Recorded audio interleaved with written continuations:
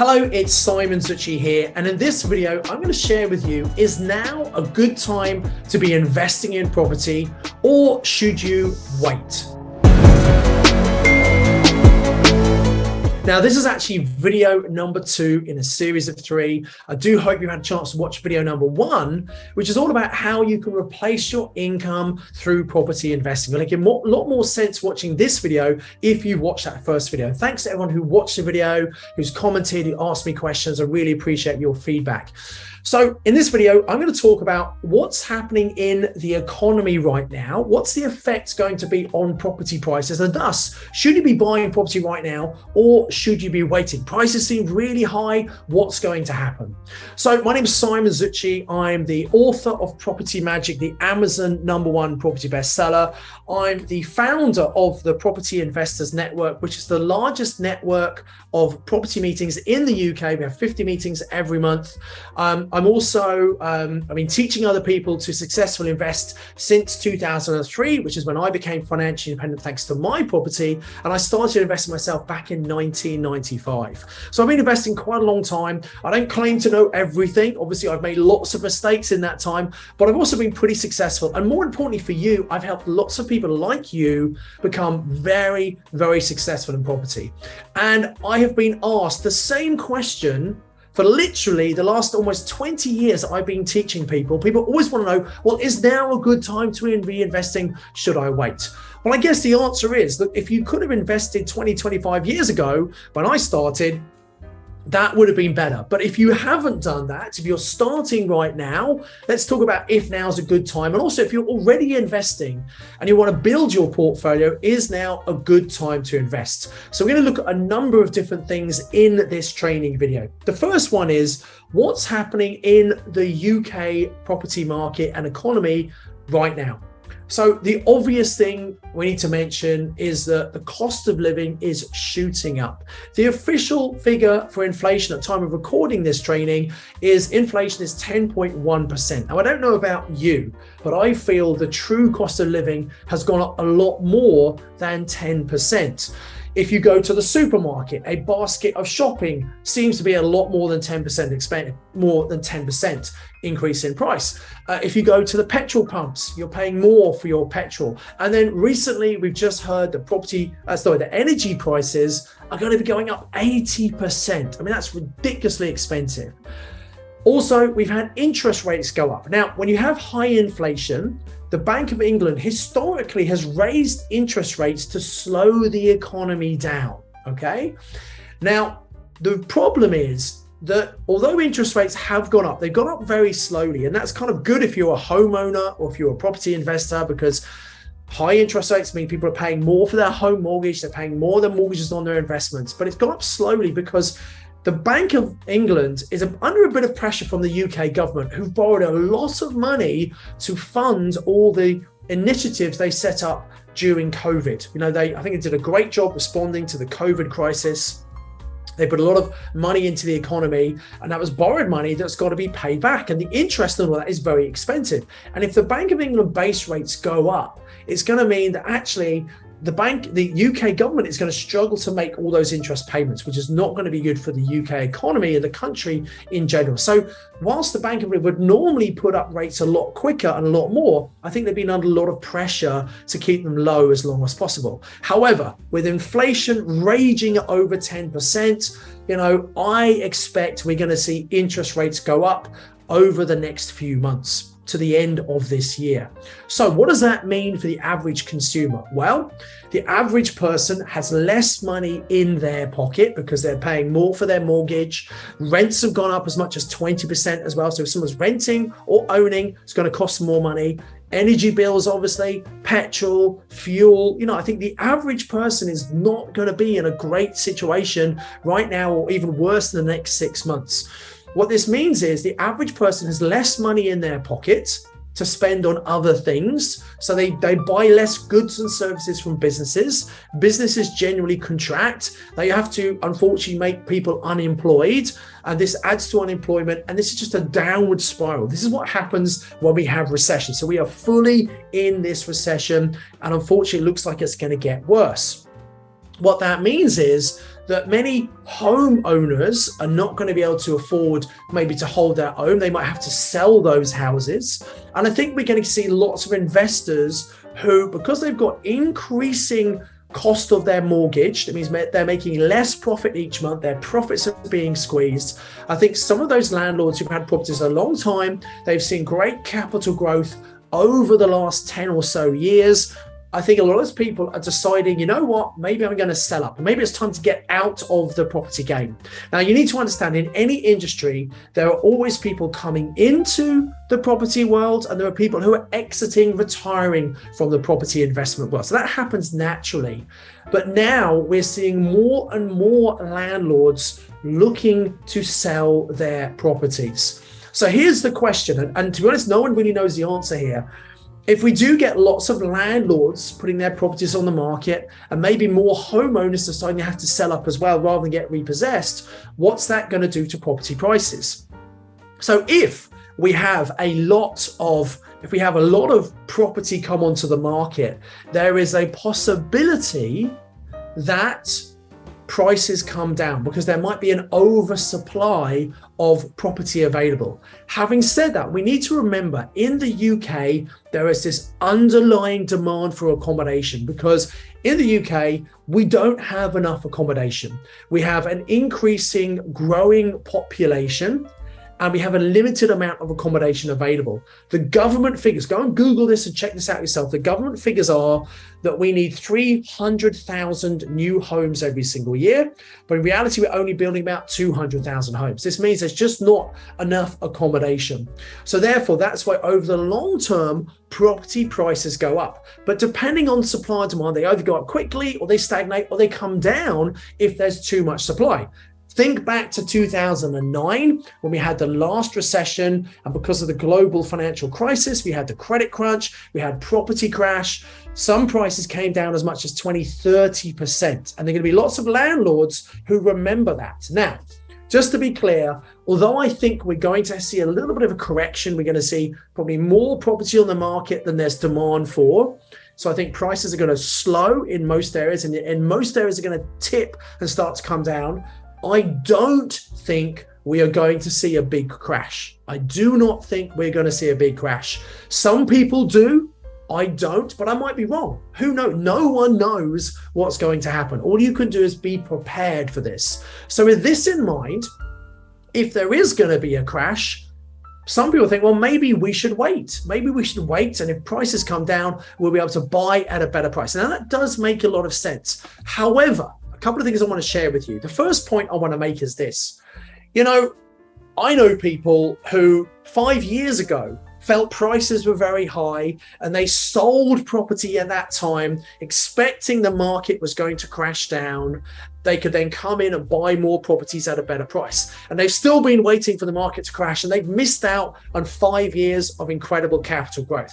So it's really hard to know what's going to happen, particularly when the government come in and they use some sort of intervention. So this happened back in 2020 when COVID happened, and the Bank of England were predicting that by the end of 2020, property prices would come down 16%. And I bought into that. I thought, yeah, that sounds like a reasonable estimate to me. All these people getting made unemployed, people not being able to afford things, it's just going to happen. All this uncertainty.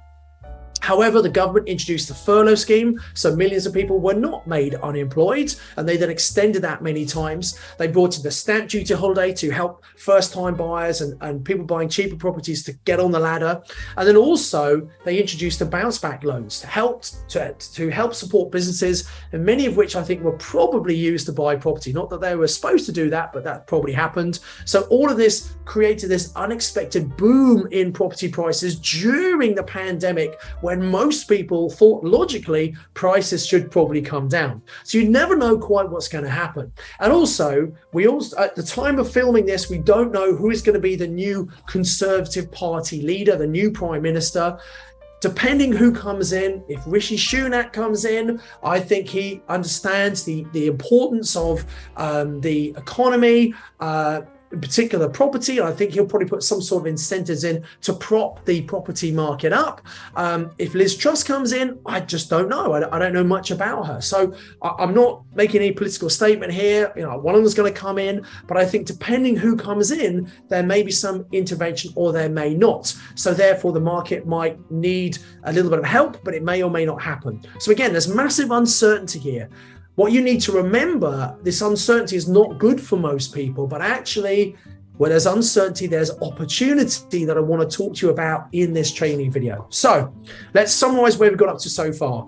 We are going into recession. That's bad for many people. People spending less, people unemployment going up, interest rates going up, landlords making less profit on their properties, homeowners struggling to pay the mortgages. Thus, I think there's going to be more property coming to the market. The question is, what's that going to do to the overall prices? Now, a couple of things I want to share with you.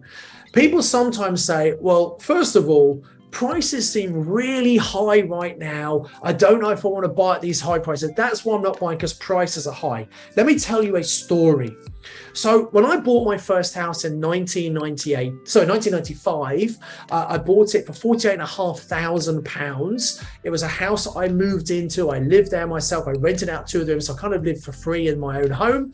And I saved some money, and I had a part-time business as well as my full-time job, which meant I was able to save enough deposit to buy a second property in 1998. Now, my first house was in Selly Oak, just next to Birmingham University, which was great at the time. But as I got a bit older, I thought, you know what, I'd like to move a little bit away from all the students and actually closer to my work, which was at Cadbury's in Bourneville. And Selly Oak's the next suburb to Bourneville.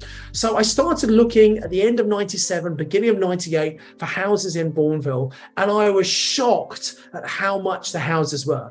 What I had bought for £48,500 just a couple of years before in Selly Oak, in Bourneville, that kind of house was going for £80,000. And I remember at the time thinking, £80,000, that is ridiculously expensive in 1998. The property is never worth that. That's way too much. I don't want to pay that much money. And I actually found another area, Selly Park, which is adjacent to Selly Oak and Bourneville, where it's a little bit of a cheaper area, and I was able to buy a bigger house than my first house for £55,000. And that seemed like a good deal to me at the time. And it was a good buy.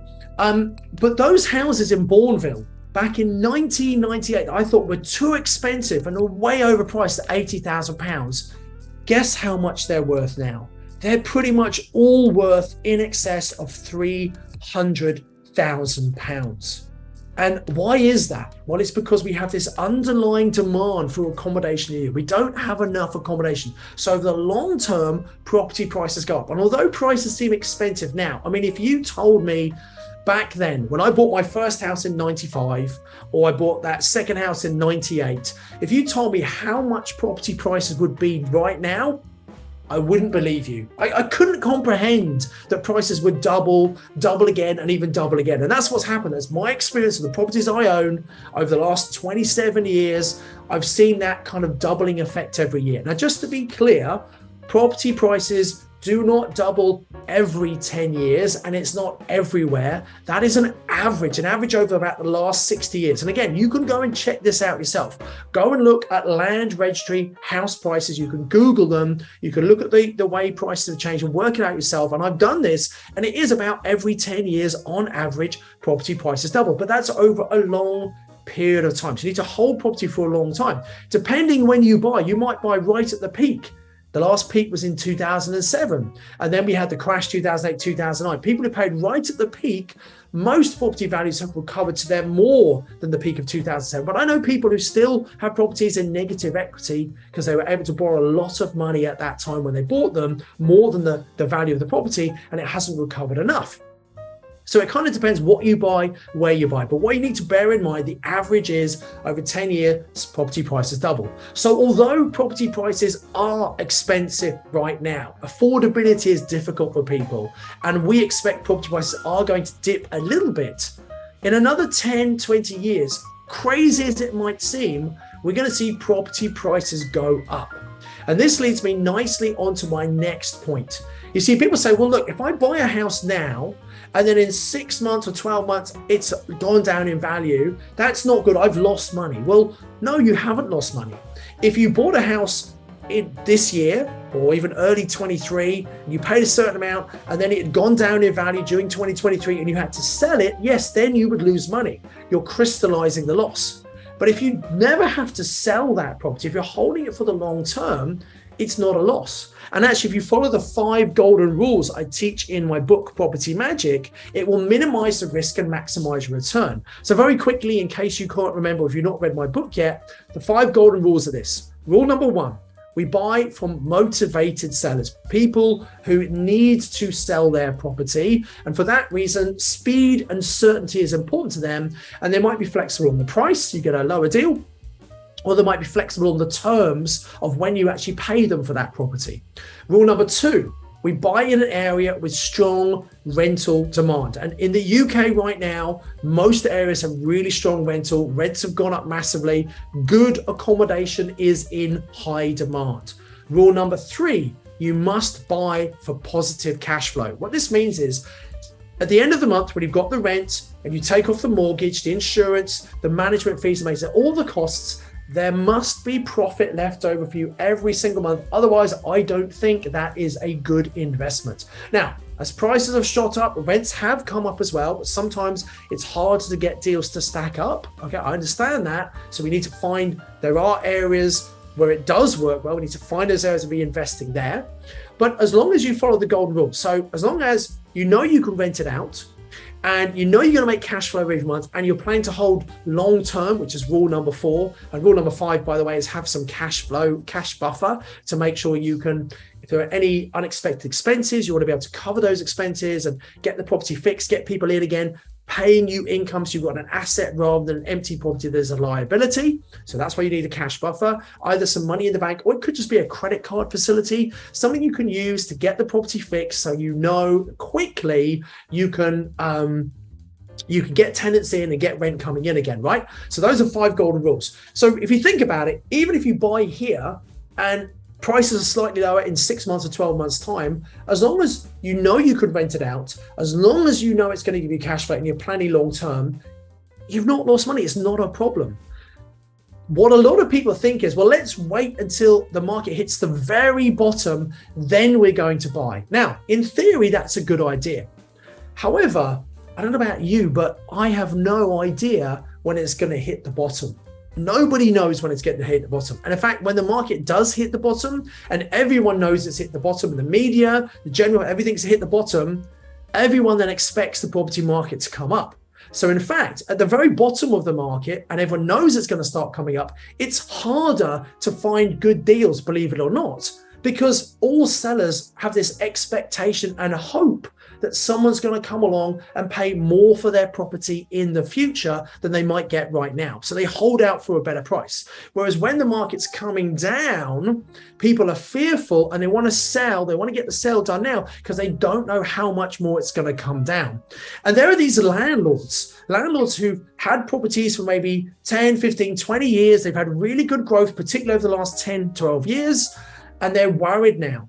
They remember what happened back in 2008, 2009. They know how much the market came down. They had really good growth. And some of those landlords, increasing numbers of them, are deciding to retire early. They would love to get rid of their properties, to get out, and they're prepared to sell maybe at a slight discount now, especially if we see the market start to tip. They might be prepared to sell because they want to sell before the prices come down too much, okay? So what this means is, and the opportunity for you right now, if you know what you're doing and you've got a bit of courage and confidence and you're playing the long game here, there are going to be some amazing opportunities over the next 12 to 24 months. In fact, I believe that this is going to be the buying opportunity of the decade. So to summarize what I'm saying here, as long as you find a good deal that meets the golden rules, don't worry about, well, might it be more or less next year? If it's a good deal, buy it right now. The other thing I'm doing, I am remortgaging some of my properties. I'm fixing my interest rate so I don't have an interest rate problem in the future. The equity I'm taking out, I'm getting that ready to go and buy more deals because I think it's going to be some great buying opportunities. Now, Having said that, one of the things that stops a lot of people moving forward, a lot of people worry and say, well, yeah, but I don't know if I've got enough money to invest. I haven't got deposits. I don't know if I can get mortgages. There are some advanced strategies that you can use, some property investing tools where you don't need to have big deposits. You don't need even to get mortgages. And let me talk about some of these. So the first one I want to share with you, probably heard of a strategy called rent to rent. That's where you find a landlord who's struggling to rent their property out because maybe they don't really know what to do, or maybe they've had a bad letting agent or bad tenants and they're just fed up. They just don't want the hassle. You take their property on, you give them a guaranteed rent, typically less than the market rent. You rent it out in a different way as an HMO or service accommodation, whatever, and you make a profit on the margin. Now, be aware of increasing energy costs. We need to factor that in, obviously, but still you can make a profit on that. And that's a great strategy to start. The only problem is you're going to give that property back to the owner in 3 to 5 years, maybe, and you're going to lose that income stream. A better strategy than rent to rent is what's called a PLO, a purchase lease option, otherwise known as just a lease option. Similar to rent, you rent a property from a landlord, you rent it out, you make a profit every single month, but you also have the right to buy that property in the future if that's what you want to do. Now, we fix the price today and prices are high, they might well come down. So we want a nice long period of 5 or 7 years of when we can potentially buy that property to make sure if prices do come down, we're protected. But here's the great thing. If you don't want to buy that property, if the market's gone down, you don't want to buy, you can walk away and you are not obligated to purchase. So it's very powerful for you. Now you might think, why on earth would someone agree to do that? Why would they give you this benefit? And it's a great question, but what you've got to understand is you're coming from your point of view, your mindset. You've really got to think about the other person. And whenever I teach property investing, I teach to really understand where the other person is, what are their problems, what are their challenges. You've got lots of landlords who are tired, who are retiring. They don't want the hassle anymore. They want someone to come and take the hassle away. And actually getting away from the hassle is more important than maximizing the money. Also, if someone just sells a property right now, they're never going to make any more income from it. In this way, not only are we taking away the hassle, we're still going to give them a little bit of income, not as much as they'd make if they were doing it themselves, because we want to make a profit, but they still get an income, which they wouldn't get if they sold that property.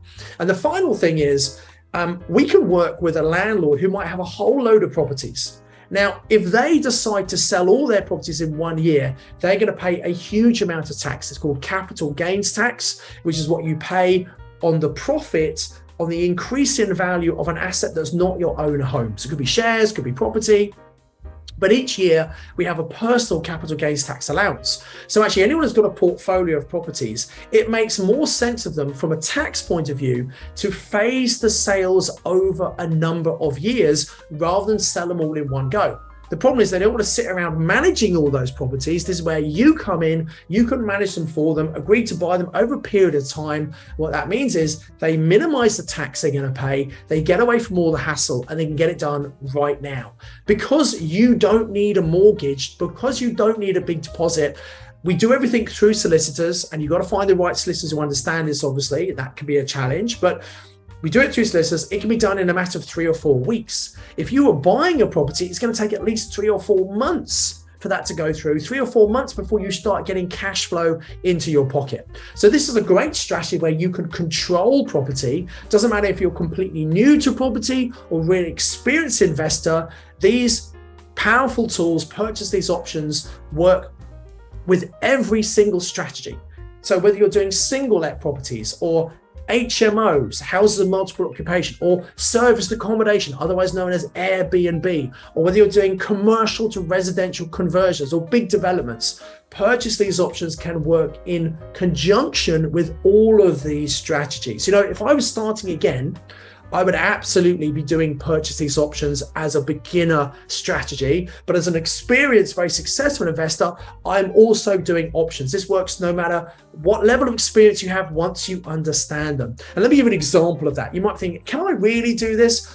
One of my students was Josh Tracy. Josh was 17 years old. He came to some training with his mother. His mother had done lots of training with us. She wanted him to learn this. And you know what? If you're an adult, if you're a parent, you'll understand this. Sometimes if you try and teach something to your kids, they don't really listen to you because what do mom and dad know?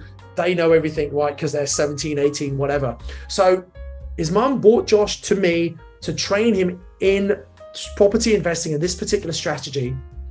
Josh went out and just did what we taught him to do. He found a landlord who had a property. It was off market, so it wasn't on market.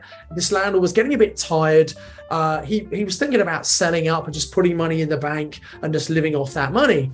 And Josh said, well, look, I can take away the hassle from you. Instead of just putting the money in the bank, I can give you an income much better than you're going to get in the bank. So it really worked for this owner.